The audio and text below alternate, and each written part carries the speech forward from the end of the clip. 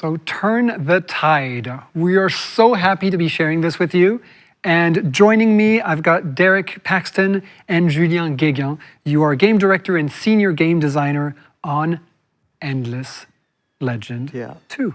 Feels so good to hear the name spoken out loud. It's true, exactly, yeah. Hi, everyone. So thank you for being here. Can you tell us about what you do and what you did on this game? Sure. Or what you're doing, actually, because it's not far from finished. Yeah, it is, definitely. Yeah, lots of work to do, right? So yeah, totally. So yeah, I'm game designer at Amplitude. I worked on mainly the economic systems on Endless Legend 2. But yeah, also have some check on the narrative and hero side and the battle as well. Obviously, with all the team, we are driving all this stuff. There's a particular faction you may love more than the others. Of course, also, yeah, we all design our own factions and everything. So obviously, I have my favorite one now. Yeah. So obviously, the one I'm working on. Sure. So no surprise. I'm the game director, so my job at the end of the day is just make sure that the game is great. So working with all of the amazing, talented people at Amplitude to make sure it comes together into one product, make sure that it is fun to play, which we have a great team to put it together, but we need players to help with that. So we need players playing, to give us feedback and to tell us what they like and what we don't like. So that's an important part of the way that we make games here at Amplitude. Absolutely. Yeah, we covered that extensively, and it's really part of your DNA. So if you are interested in Endless Legend 2, it should be available on Steam. If not, it should be available very, very shortly. So you're able to wishlist it right away, show your interest, and you might be able to participate in the Insiders program, or in any case, the Early Access, which will be coming out shortly, in the future, sometime. So tell us about, the first thing that I noticed in the trailer is the location has changed. Yes, so we wanted to give players a new place to play the game. We wanted to be able to change the rules. There are things that we absolutely loved in Endless Legend 1, like the winter was just such a big part of that game, where you have seasonality, you saw the world change, that changed your gameplay mechanics, that changed the way that players are making strategic decisions. They were thinking about going and founding that next city or going to war, and then winter hit, and they would have to reevaluate that, so it kept the game being very dynamic. But it had two problems, one of which was it would happen and then go away, and the world would return to how it was. And the second one was it was largely punishing. So it was a lot of, most of the time it was a bad thing that the players had to work around. It wasn't different, it was just bad. Is that what you mean? It was different, but it's good that it changed the decisions that had to be made, but it was doing it in a negative way. So with Endless Legend 2, we wanted to make sure that we wanted that seasonality, we wanted the world to change, but both we wanted that change to change the game from that point on, and we wanted it to be something that the players would view as positive. So in Endless Legend 2, the oceans are receding. You saw it in the trailer, the oceans are going away. And the amazing thing about that is it's opening up new lands to explore. So that part that we all love in 4X strategy games, that exploration phase gets extended through whenever Tidefall happens, suddenly there are new lands to go down into. So you get to explore again. And that's one part, but it also opens up new rewards that are down there, new resources you didn't have access to, new threats that are down in those places. And there's new mechanics. Every time we have a Tidefall, each layer introduces new mechanics to the game. So you see fortresses start to appear at the first Tidefall, and you see doom wraiths come at the second Tidefall. So you see new things that the player has to learn about and deal with, which allows us to kind of change the game as it goes. And since each Tidefall exposes new land, like the map is fundamentally different at the end of the game. At the start, Saeta, our new world that we're on, is a world of islands. And the player largely has an island to himself to be peaceful, but that changes very quickly as he starts to connect to other places, other players' islands, and they start to cause conflict or build alliances there. So it makes it for a very dynamic game. And by the end of the game, the map is nothing like it was at the beginning. All right, so yeah, it does seem like the map and the gameplay is going to change completely because of this Tidefall, which is one of the central kind of concepts. Yeah, absolutely. What I love about Tidefall is it's a new dynamic element that goes into the gameplay and really creates make timing and strategy really key elements for navigating this ever-changing world, in fact. So yeah, that's really exciting. Yeah. And what about factions? You mentioned them earlier. I don't think you have any names for us yet, although people might be able to figure them out by, I don't know, rewatching the trailer, for example. But tell us about what we can expect, especially in the different types of gameplay and the asymmetry. Yeah. So yeah, definitely the asymmetry is the key signature of the first Endless Legend. So yeah, I expect to find some familiar faces, or I would say also claws or fangs. I wouldn't say them more. But yeah, each faction is built around an archetype. Some, for example, are built for the military might, other for the diplomacy, while others are for the expansion. And each of these factions have their own agenda, depending on their powerful leaders, but they also have their counselors as well. And well, obviously, the tidefall will also impact how they react to that ever-changing world, and how, for some, it will be luck. For others, they'll need adaptation, of course. So yeah, each faction will be unique. Each faction will give you a certain point of view in the world, in what happened. And so, yeah, that's it. And I guess we all have our favorite. Yeah, it's one of my favorite parts of the Endless games is that every faction plays very different mechanics that are unique just to them. And the same is very true here. Yeah, it sounds like the gameplay is different, but the story elements are also going to be different. You're going to discover things in a very different way, and maybe not discover the same things. Exactly, yeah. They have their own quest as well. We're coming from there. We take the same as Endless Legend, and they have their own heroes as well. And heroes are your main characters inside that world, and your main interaction point with others elements throughout that world. So yeah, and each have their own culture as well, own population.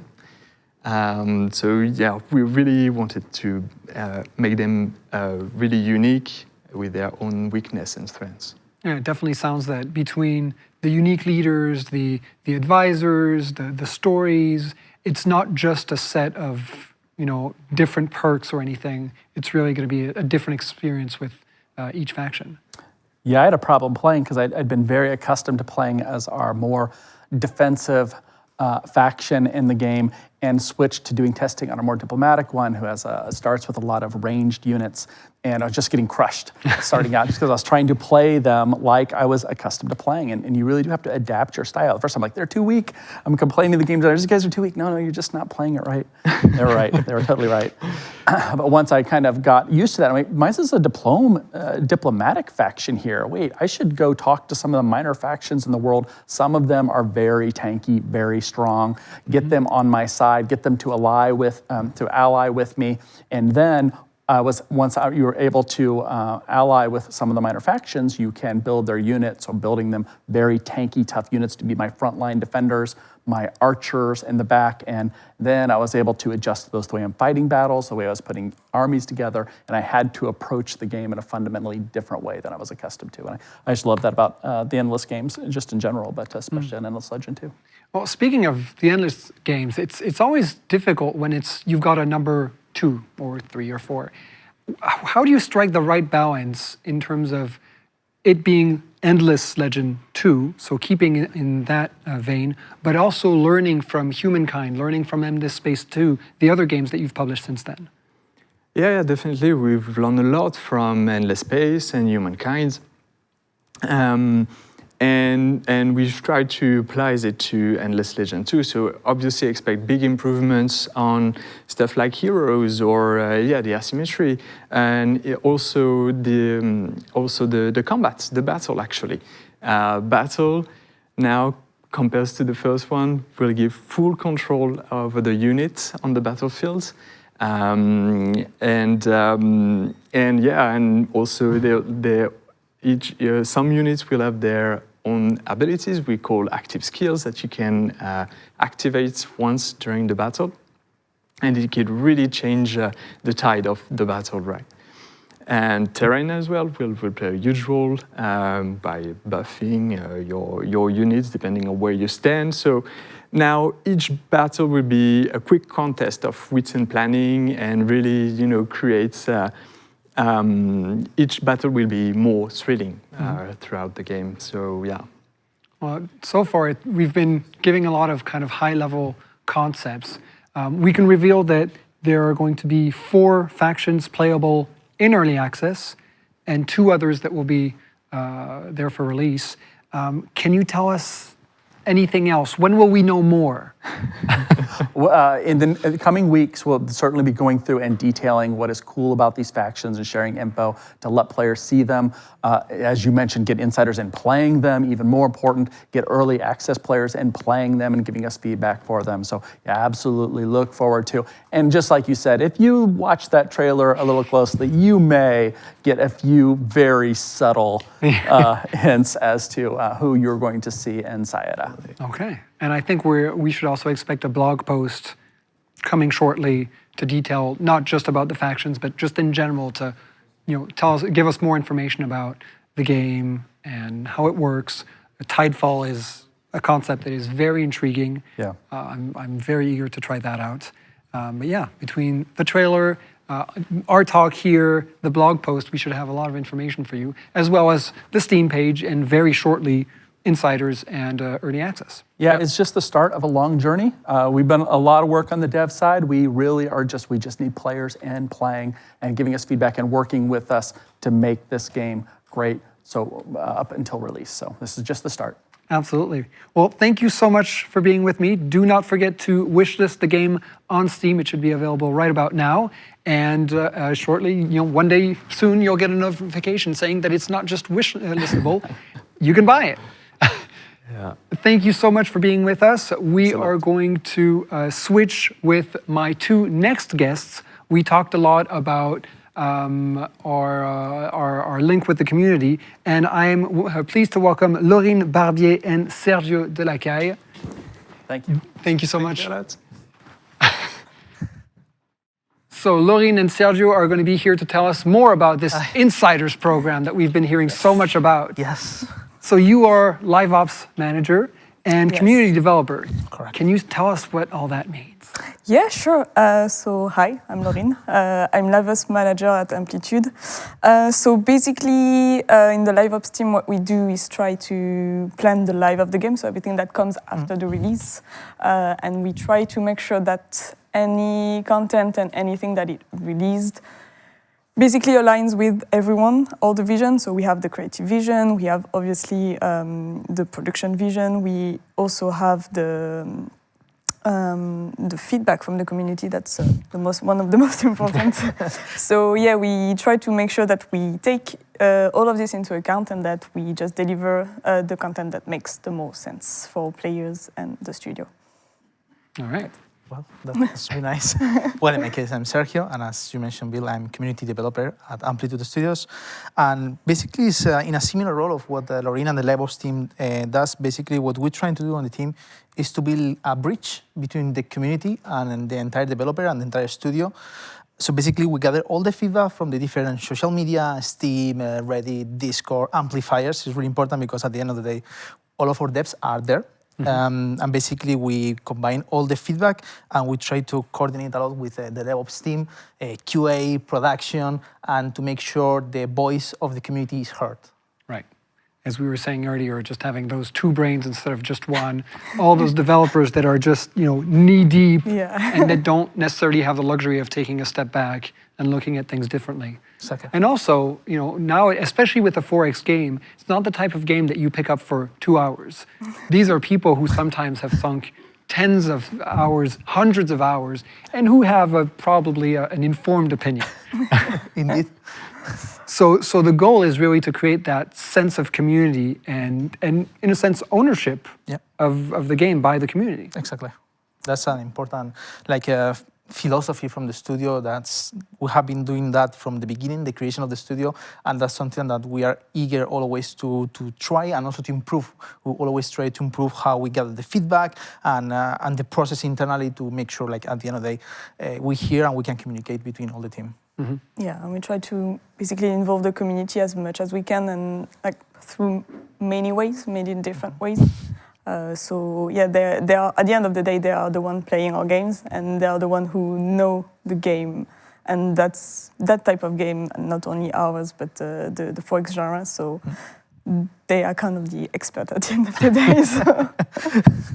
And tell me more about the Insiders program. You talked about it. What is it exactly? How do you get in?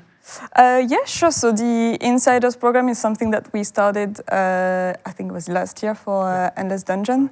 And it's basically a program that is designed for anybody who wants to participate in the development and the basically shaping up the game with us. So it's an exclusive access to the game before its public release. So you get the game before everybody else. You get to play new features and new content that are not public yet. And you get the chance to basically give us your feedback, anything that you see could be improved, anything that you like, that you don't like, basically anything that comes to your mind. It's really a program made for people who want to help us shape the game and make sure that at the end of the day, the game that we deliver is the one that fits the vision of the players the most. Mm-hmm. And to get in, it's quite easy. We have what we call a screener, so it's really a short survey that you need to fill up. It's online, so it's just a few questions to basically get us to know you more, like what kind of gamer you are, what kind of game do you usually play, how much, and everything. And once you fill that up, you're signed up for the program. And then we will have different waves of invitation for people. So we cannot guarantee that everybody is going to get into the program. So for us, for the moment, we are aiming at having around 3,000 players on the game. So hopefully we'll have more than that. But, so yeah, that's really how you get in. It's not that complicated. Okay. And so those are people who, there are people who are already playing the game now and already giving feedback. While waiting for the early access, where of course you'll have access to a much bigger pool of players eager to give you all their feedback. Yeah, we have been working with some part of the community like 6 or 5 months ago already, trying to select from the previous insiders that sign up on Endless Dungeon. We try to get a bit of them before making the bigger, let's say the bigger insider. Mm-hmm. We try to just have a kind of a closer community in order to just starting going on with the conversation, see if we have any alarms like, oh, the system is really complicated for players, they don't understand it, or everything is amazing, I love the art. Cool, that's nice as well. And now we say, okay, now I think we can go a bit broader and try to involve more and more people in the community. That's why also we're now starting a bit more like with insiders per se, not like a closed beta. Right. Yeah, I think it's really smart to get feedback earlier before you spend months on a feature that ends up not working at all and you have to scrap the whole thing. Yeah. So getting a little bit of feedback saying, yes, keep going, or full stop, you need to rethink this entirely. Exactly. We were giving earlier also the example of thinking, oh, something is better, but it doesn't mean that it's good. So having more and more feedback allows you to get a more precise vision of things. Exactly, and that's also why we do it these sort of waves, because sometimes you get 3,000 players that they play the game regularly and they get used to the mechanics. Mm-hmm. So when we try to change elements, they are more easy to understand for them because they're already playing the game. So that's easy. That's why we try to make this kind of wave so we can get new players and see like, okay, now we have new players. Do they have the same struggle as the previous one? Did we improve what we already have trying to accomplish? So that's why we try to do these kind of steps so we can make sure, like for example, onboarding, UI, or anything, it's good, to be honest. Well, and it's good to have specialized players as well. During the screening, I imagine that you also look for, we're lacking in this type of player, that kind of thing. You know, Derek was saying earlier that, you know, he tried a faction and couldn't wrap his head around it. It's interesting to have someone new come in and say, no, I got that faction right away. The faction isn't the problem, dude. Exactly. Yeah, it's you could think that we are just aiming at strategy players, but actually not. Like, we are interested in having a lot of, like, the more profiles that we have, the better the feedback is, because that gives us a sense of what players coming from different games and different habits think of the game, and what do they struggle, what do they like, what they don't like, and it's very valuable for us to have like a lot of different feedback. And so this program is ongoing. People can just go sign up right away.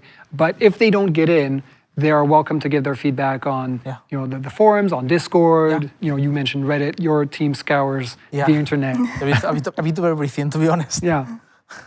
Great. Well, we hope that many of you will join this program, give your feedback, take ownership of the game, and participate in its life and the community. Yeah. Is there anything else that you want to add for people that they need to know?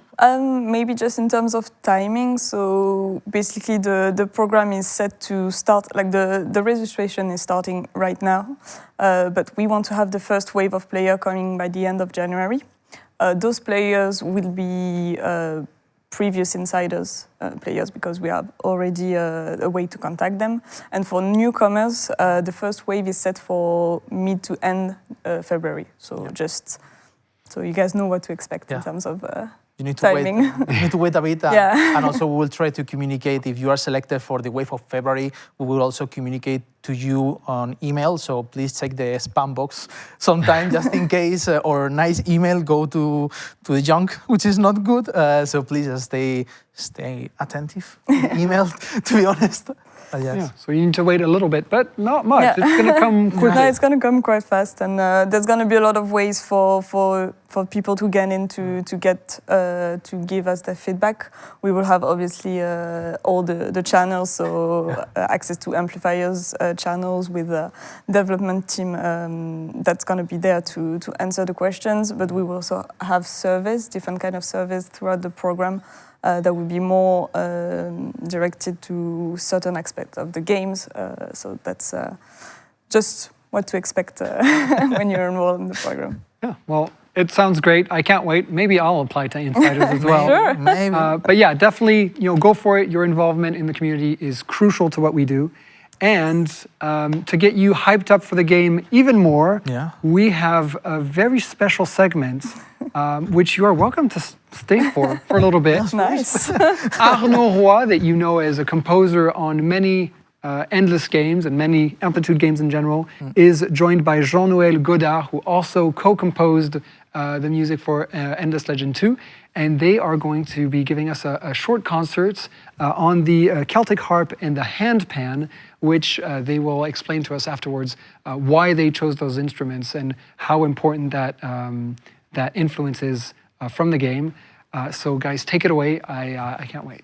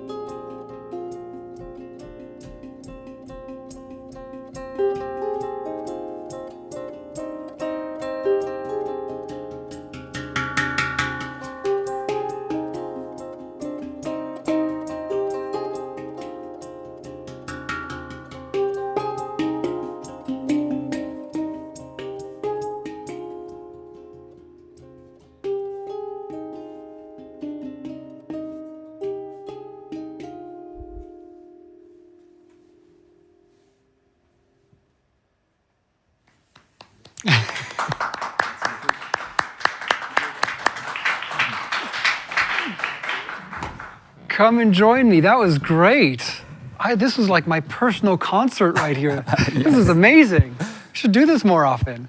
Thank you so much. Yeah. Thank you. This was great. Thank you so much for giving us this treat. 3 songs from Endless Legend 2 in a different setting. Obviously, this is not how they're going to sound within the game. First of all, Arnaud and Jean-Noël, can you introduce yourselves and tell us what you've done previously with Amplitude and what you've done and what you're doing on Endless Legend 2? So I'm Arnaud. I'm making the music for all the Amplitude games from the beginning, in fact. And I'm working with Jean-Noël since Endless Legend 1, so it makes 10 years ago now. And Jean-Noël is recording all the amazing percussion you can hear in the different Amplitude games. Yes. All right, and you were co-composers on... Yes, on this part of the music. I'm Jean-Noël Godard, so I come from France. I've been working with Arnaud from 20 years. And I love percussion, so that's why Arnaud told me to join the team of composer, because I've got many instruments from all over the world. And especially tonight, it's the handpan, so an instrument was created in Switzerland by Pan Art. Okay.